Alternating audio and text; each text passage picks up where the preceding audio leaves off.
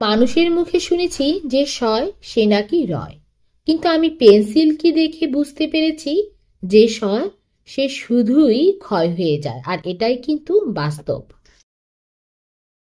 রাজা যদি গরিব হয়ে যায় তাহলে তার মনটা থাকে রাজার মতন, কিন্তু কোনো ছোট লোক যদি হঠাৎ করে ধনী হয়ে যায় তখন তার অহংকার বেড়ে যায়। কথায় আছে না, ব্যাঙ যখন সাগরে পড়ে তখন তার লাফালাফি কিন্তু একটু বেশিই বেড়ে যায়।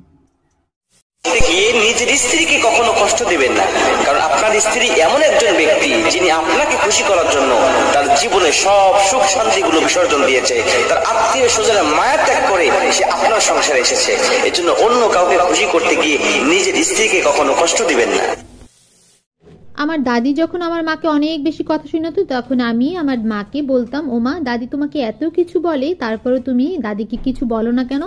তখন আমার মা বলতো, মারে, মেয়েদের বিয়ের পরে চোখ থাকতে হতে হয় অন্ধ, আর মুখ থাকতেও হতে হয় বোবা।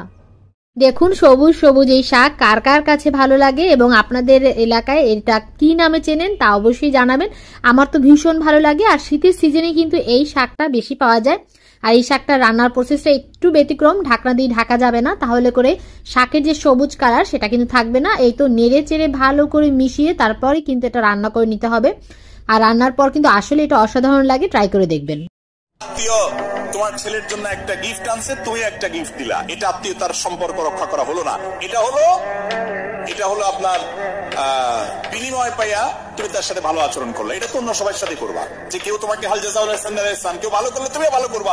আত্মীয়র জন্য এটা না। তাহলে কোনটা? আত্মীয়র জন্য হলো সে যদি ভালো নাও করে তুমি ভালো করবা, সে যদি খারাপ করে তারপরে তুমি ভালো করার চেষ্টা করবা। হ্যাঁ, তুমি তার সাথে মিশতে গেলে সে তোমার ক্ষতি করে বিপদের মধ্যে ফেলে, তাহলে তুমি আত্মরক্ষার জন্য দূরে থাকতে পারো।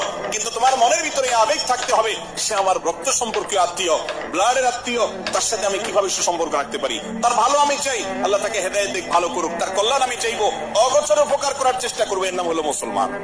কথা কি বুঝতে পারছি? কিন্তু আজকাল আমাদের সমাজে আত্মীয়তার বন্ধন রক্ষা করার ব্যাপারে কোনো গুরুত্ব